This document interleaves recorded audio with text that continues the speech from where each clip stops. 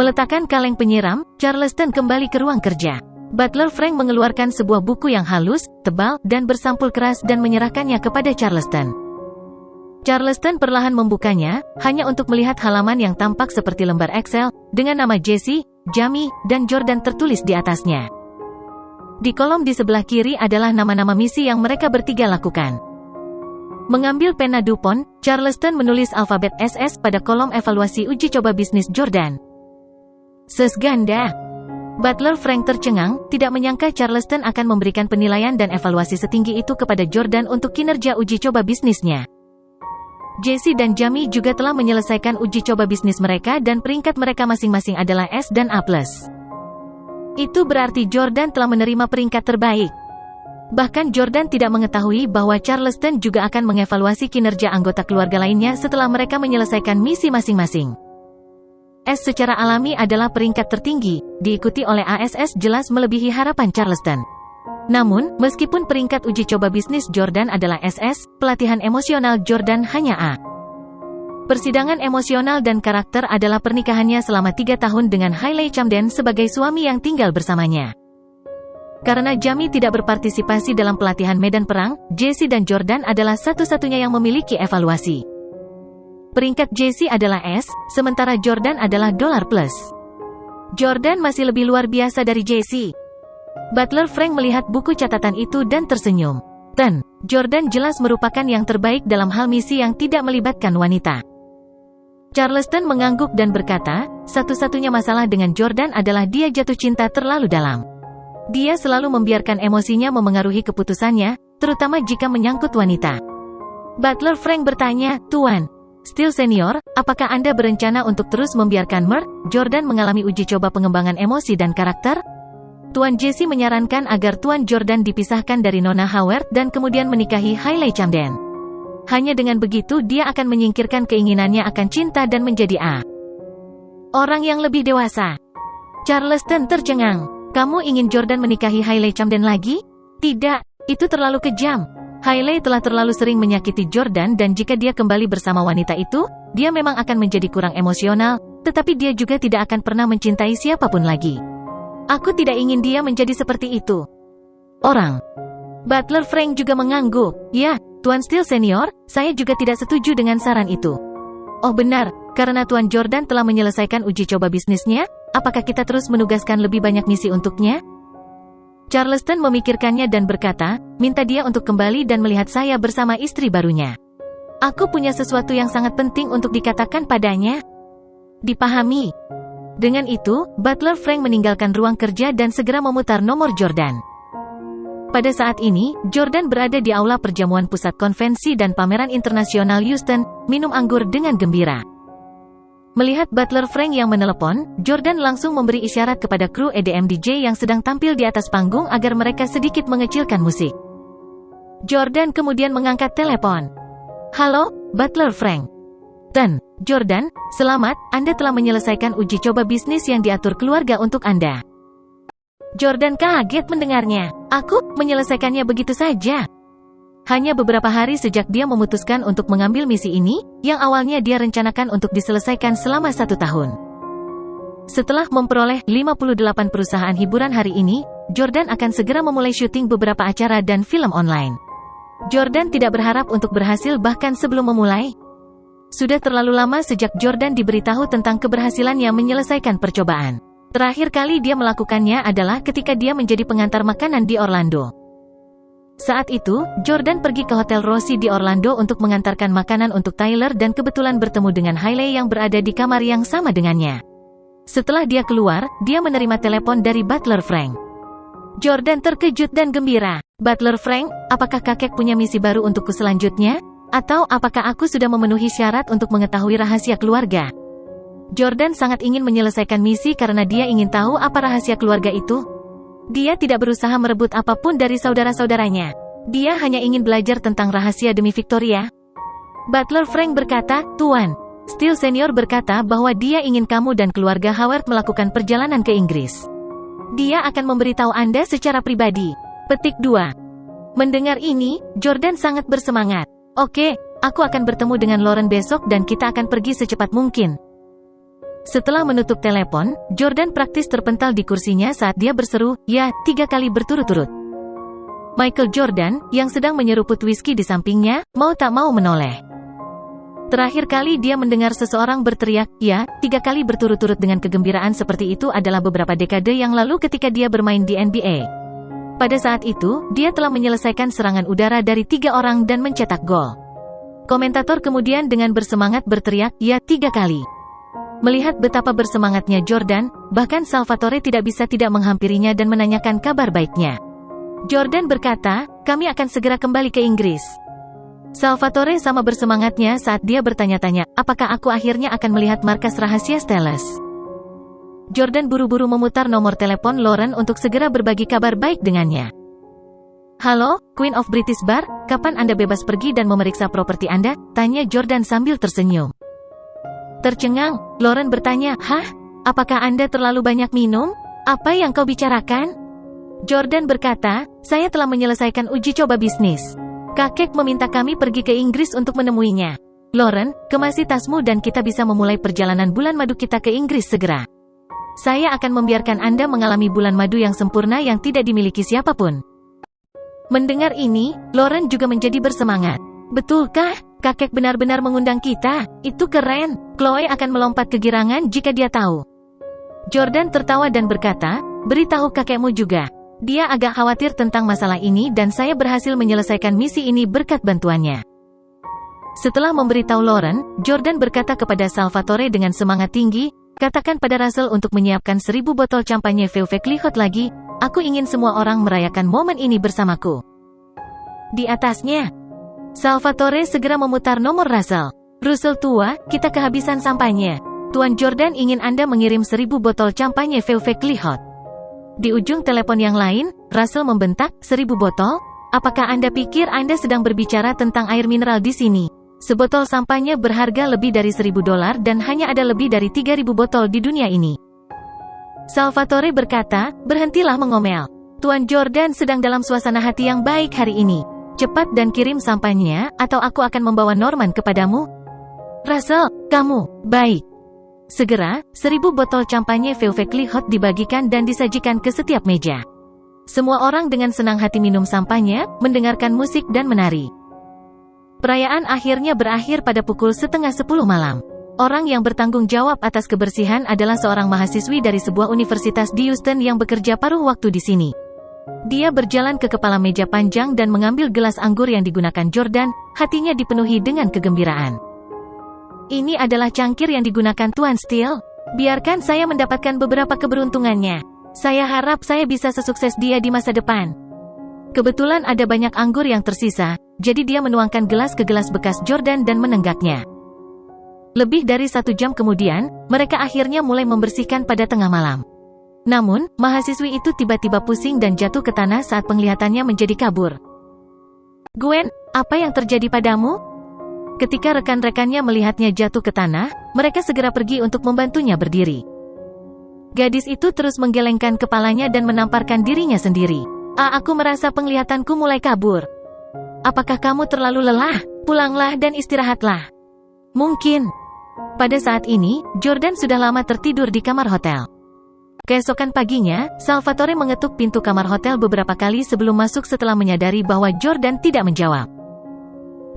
Jordan, Tuan Jordan, bangun, saatnya kita berangkat dan kembali ke DC." Salvatore memanggil Jordan beberapa kali sebelum dia bangun perlahan, hanya untuk merasa seperti berada dalam kegelapan. "Jam berapa?" tanya Jordan. Salvatore berkata, "Ini sudah jam 8 pagi." Jordan berkata, "Buka gordennya.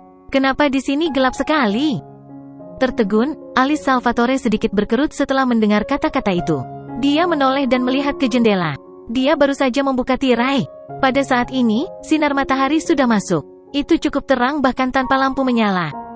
Salvatore tiba-tiba memiliki firasat bahwa ada sesuatu yang salah. Jordan, apakah Anda menemukan ruangan agak gelap?" Jordan berkata, "Ini bukan hanya gelap, saya tidak bisa melihat apa-apa." "Apakah tirai hotel jenis yang sangat tebal sehingga menghalangi semua cahaya? Jika jam 8 pagi, tidak ada alasan untuk menjadi begitu gelap bahkan jika tirai ditutup. Apakah ini masih malam?" Salvatore tercengang. Dia menelan air liur dan dengan panik bergegas untuk menyalakan lampu di kamar hotel. Tuan Jordan, bagaimana kalau sekarang? Salvatore bertanya dengan takut. Ada langsung merinding di sekujur tubuh Jordan. Dia baru saja mendengar suara Salvatore menyalakan lampu. Tetapi setelah lampu dinyalakan, Jordan masih merasa bahwa semua yang ada di depannya gelap gulita. Oh sial! Jordan langsung menyadari bahwa tidak ada yang salah dengan pencahayaannya, tetapi penglihatannya yang salah. Salvatore juga berjalan dengan ketakutan dan bertanya, Tuan Jordan, jangan membuatku takut. Saya sudah menyalakan semua lampu. Tentunya kamu masih bisa melihat sesuatu kan? Sekarang, Salvatore hampir menangis tetapi Jordan sangat serius karena dia terus-menerus mengingat peristiwa 24 jam terakhir. Semakin besar krisis yang dia alami, semakin dia bisa tetap tenang. Suara Salvatore bergetar ketika dia bertanya, Tuan Jordan, aku berada di sisimu untuk melindungimu sejak perayaan dimulai dan aku belum pernah melihat siapapun melakukan apapun padamu. Ketika saya melihat mata Anda sekarang, tidak ada tanda-tanda cedera. Mereka terlihat seperti biasa, jadi mengapa Anda tidak bisa melihat apa-apa? Mungkinkah itu sementara?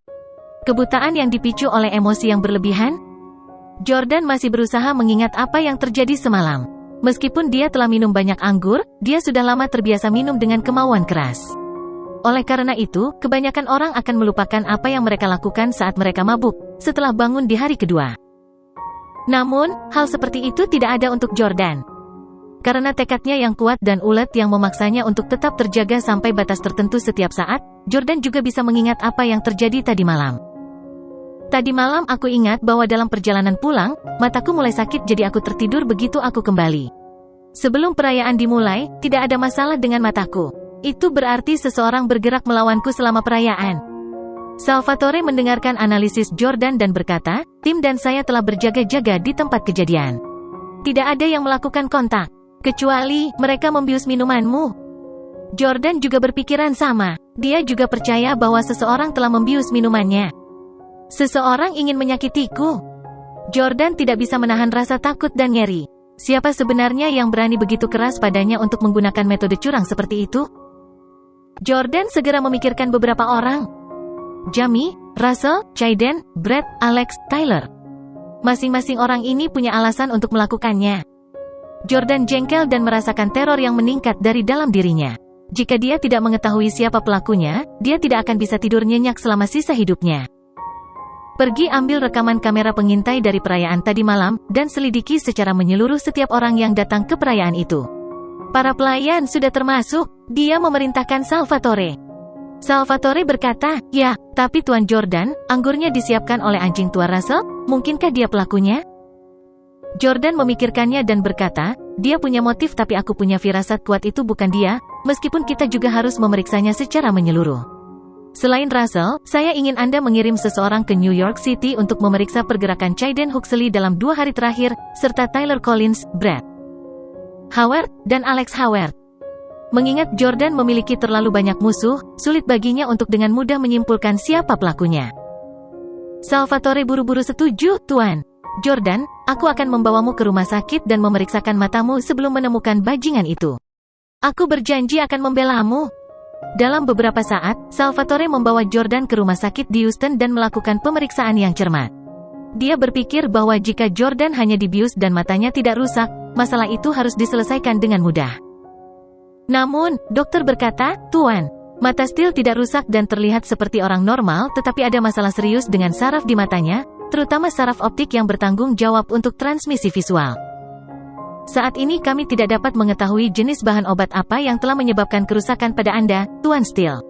Bisakah Anda menemukan segelas anggur yang dia minum kemarin dan memberikannya kepada kami? Salvatore berkata dengan wajah cemas, gelas anggur yang dia minum kemarin semuanya telah dicuci. Dokter menghela nafas dan berkata, itu akan merepotkan kalau begitu. Kondisi Tuan Steele tidak cocok untuk operasi dan kami harus mengobatinya dengan obat-obatan. Hanya ini yang bisa kami lakukan. Salvatore sangat marah dan meraih dokter. Apa maksudmu kamu tidak bisa berbuat apa-apa? Jika Anda tidak bisa menyembuhkan Tuan Steele, Anda bisa melupakan. Salvatore dengan panik berjalan mendekat. Jordan berkata, jangan mempersulit dokter. Keluarga Howard sudah sadar bahwa sesuatu telah terjadi padaku. Martin menyuruh saya untuk segera kembali ke DC dan dia telah menyewa dokter mata terbaik untuk merawat saya. Salvatore dengan cepat mengangguk. Yah, kompetensi para dokter jelek di sini sangat buruk. Tuan Jordan, abaikan omong kosong dokter itu, kamu pasti akan baik-baik saja. Keduanya akan pergi ketika mereka melihat seorang pria parubaya dengan setelan jas bergegas. Itu adalah Russell. Saat dia melihat pria itu, Salvatore bergerak agresif ke arah Russell dengan segala niat untuk memukulinya hingga menjadi bubur. Russell Miller, beraninya kau menyakiti Tuan Jordan. Russell buru-buru melambaikan tangannya untuk menangkisnya. Itu bukan aku, itu bukan aku. Salvatore berkata dengan marah, kamu menyediakan semua sampahnya untuk perayaan itu. Siapa lagi kalau bukan kamu? Russell berkata dengan sedih, tidak ada yang salah dengan sampahnya. Lihat, begitu banyak orang meminumnya dan mereka semua baik-baik saja, bukan? Seseorang dengan sengaja meminum segelas sampahnya Jordan? Aku bersumpah ini sama sekali tidak ada hubungannya denganku. Russell sama-sama bingung. Karena takut Jordan akan salah paham bahwa dia telah melakukan pekerjaan kotor, dia buru-buru menjelaskan, Jordan, meskipun ada konflik di antara kita, itu sepenuhnya karena Victoria Clarke. Sebenarnya, saya sangat mengagumi Anda murni dari sudut pandang seorang pria. Aku bahkan angkat topi untukmu, kata-kata yang Anda katakan di kapal pesiar mewah Bill Gates mengejutkan saya. Memang, aku tidak menyangkal bahwa aku cemburu padamu tetapi aku tidak pernah mencoba menyakitimu. Meskipun saya akui saya mungkin melakukannya jika Anda masih berkencan dengan Victoria, sekarang Anda berdua sudah berpisah, mengapa saya harus terus menyakiti Anda? Russell secara khusus datang ke rumah sakit untuk menjelaskan berbagai hal kepada Jordan karena dia takut menghadapi pembalasan Jordan dan diserang oleh Arthur. Jordan juga merasa bahwa Houston adalah wilayah Russell sementara uang dan anggur untuk perayaan itu semuanya dibayar olehnya juga. Karena Russell adalah orang yang cerdas, dia tidak akan mencoba menyakiti Jordan dengan berani bahkan jika dia mau. Setelah mendengar pengakuan pria itu, Jordan memilih untuk mempercayai Russell. Russell Miller, aku akan mempercayaimu untuk saat ini. Segera setelah itu, dia bertanya, izinkan saya bertanya, mungkinkah masalah ini dilakukan oleh keluarga Huxley? Russell membeku ketika dia mendengar pertanyaan Jordan. Keluarga Huxley? Ya, Chayden, Sane, dan Arthur Huxley semuanya punya alasan untuk melakukan hal seperti itu padaku. Mengingat bahwa Russell dan Arthur adalah saudara angkat, Jordan ingin bertanya kepada Russell apa yang dia pikirkan. Russell berpikir sejenak sebelum menjawab. Tidak, mereka tidak mau. Sejak aset Anda dibekukan dan Anda mengundurkan diri dari tugas Anda sebagai Presiden Perry Express, keluarga Huxley telah berfokus pada Breezy Express. Sejauh yang saya tahu, keluarga mereka telah fokus pada bisnis mereka 24 jam sehari untuk menutup kerugian mereka dalam 2 bulan terakhir. Mereka tidak punya waktu untuk memikirkan hal lain sekarang, dan mereka sudah tahu konsekuensi mengacaukan Anda. Saya ragu mereka akan mengulangi kesalahan yang sama. Jordan juga merenungkan pertanyaan itu. Jika baik Huxley maupun Russell bukanlah pelakunya, siapa lagi? Russell berkata, Jordan, Anda akan kembali ke DC untuk perawatan, bukan? Saya punya jet pribadi yang bisa Anda gunakan. Petik 2. Salvatore buru-buru berkata, maukah Anda berbaik hati mengizinkan kami menggunakan jet pribadi Anda? Bisakah Anda memasang bom di pesawat dan mencoba membuat kami jatuh dan mati? Petik 2. Russell berkata tanpa daya, apa yang kamu bicarakan? Saya akan naik jet yang sama kembali ke DC dengan Anda. Sesuatu telah terjadi pada Jordan di wilayah saya dan saya khawatir Tuan Howitzer akan curiga bahwa saya adalah pelakunya, jadi saya harus menjelaskannya kepadanya secara pribadi. Dengan itu, Jordan mengulurkan tangannya dan memberi isyarat ke Salvatore. Dia berkata, ayo pergi. Jordan tahu bahwa Russell tidak punya nyali untuk menyakitinya. Setelah menaiki jet pribadi Russell awalnya ingin duduk bersama Jordan dan yang lainnya, tetapi Salvatore mengusirnya ke tempat lain. Salvatore dan tim menangis tanpa henti. Dan, Steele, matamu harus disembuhkan. Kalau tidak, Tuan Dalton akan mencungkil mataku jika dia tahu bahwa aku gagal melindungimu dengan baik ketika dia dibebaskan dari penjara. Arg! Tim melirik Jordan, yang duduk dengan tenang di depannya dan berkata dengan lembut, Salvatore, lihat Tuan Jordan. Suasana hatinya tampaknya agak stabil bahkan setelah kehilangan penglihatannya. Salvatore menjawab, ini lebih dari sekadar stabil. Dia sangat tenang. Saya sudah menangis 8 kali tetapi sepertinya itu bukan masalah besar bagi Tuan Jordan. Tim berkata, saya merasa Tuan Jordan sangat tenang karena dia sangat percaya diri dalam memulihkan penglihatannya. Keluarga Stelles adalah keluarga yang sangat misterius. Tidak mungkin mereka tidak dapat menemukan obat untuk matanya. Salvatore menghela nafas dan meratap, saya harap begitu. Pada saat ini, Jordan memanggil Salvatore. Yang akan datang. Salvatore berjalan mendekat dan bertanya, Tuan Yordania, ada apa? Jordan mengeluarkan sebuah kotak dari sakunya dan menyerahkannya kepada Salvatore. Dia menginstruksikan, ada pil merah muda di sini, keluarkan dan berikan padaku. Oke. Salvatore menyerahkan pil merah muda ke Jordan dari kotak pil Jordan. Memasukkannya ke dalam mulutnya, Jordan lalu menenggaknya dengan seteguk air. Dia kemudian menutup matanya untuk beristirahat. Lebih dari setengah jam kemudian, Salvatore, yang sedang berbaring di sofa mewah di tempat istirahat, meletakkan sepatu kotornya di sofa putih sebelum berbaring untuk melihat ponselnya. Ada foto Emily di ponselnya. Dalam foto itu, Emily memiliki rambut panjang dengan poni lucu dan duduk di halaman sambil tersenyum, mengenakan gaun putih. Ah, Nona Emily sangat cantik. Dia pasti mengalahkan Lauren dan Victoria. Tuan Jordan, apa yang Anda pikirkan? Bagaimana mungkin kamu tidak tertarik sama sekali pada Nona Emily? Salvatore sedang berbaring telentang dan menatap foto Emily. Semakin dia menatapnya, semakin dia menyukainya dan dia tidak bisa tidak ingin menciumnya. Memukul. Asmak tiba-tiba mendarat di kepala Salvatore. Itu adalah Yordania. Jordan menegur dengan marah, kamu binatang. Emily, Anda hanya seorang budak dan Anda ingin mencium tuan Anda? Apakah dia seseorang yang bisa kamu cium? Salvatore langsung panik dan dengan cepat berlutut untuk meminta maaf. Maaf, Tuan Jordan, saya salah. Saya jelas tidak menyimpan desain pada Nona Emily. Saya hanya... Salvatore hendak menjelaskan tetapi dia tiba-tiba menyadari sesuatu yang lebih menakjubkan. Bagaimana Jordan tahu bahwa aku ingin mencium Emily? Ah! Salvatore berseru kaget, Tuan Jordan, kamu bisa lihat? Jordan buru-buru menutup mulut Salvatore dan memberi isyarat agar dia diam. Set, jangan berteriak. Pada saat ini, mata Jordan jelas lebih energi dan bersemangat dari sebelumnya. Dia sudah mendapatkan kembali penglihatannya. Sambil menutup mulutnya, Salvatore buru-buru terdiam, mengetahui bahwa Jordan tidak ingin dia membuat Russell khawatir. Salvatore bertanya dengan lembut, Tuan Jordan, bagaimana matamu sembuh? Bukankah para dokter di rumah sakit Houston sama sekali tidak berdaya? Oh, aku tahu, apakah itu pil merah muda yang kuberikan padamu barusan? Jordan mengangguk. Ya. Pria yang lebih besar itu terkejut. Jordan, dari mana kau mendapatkan kotak obat itu? Saya perhatikan bahwa Anda akan membawanya kemana-mana bahkan jika Anda tidak membawa ponsel Anda. Jordan berkata, ini diberikan kepadaku oleh kakekku. Apakah Anda percaya bahwa nilai kotak obat saya bahkan lebih tinggi daripada jet pribadi milik Russell Miller ini? Salvatore tertawa dan berkata, ya, saya percaya apapun yang dikatakan Jordan. Stellus adalah keluarga yang paling kuat. Tidak ada yang salah dengan menjadi bawahan Anda. Haha. Dia senang mata Jordan menjadi lebih baik dan dia tidak akan dihukum oleh Pablo. Jordan berkata, penglihatan saya masih agak kabur dan mata saya belum sembuh. Aku akan terus berpura-pura buta. Hanya bekerja sama dengan saya dan ingat untuk tidak memberitahu siapapun. Petik 2. Terus berpura-pura buta? Mengapa? Salvatore tidak mengerti. Jordan berkata, orang yang menyakitiku kali ini bersembunyi. Aku harus menemukan cara untuk menemukannya. Lupakan, saya tidak seperti Anda akan mengerti.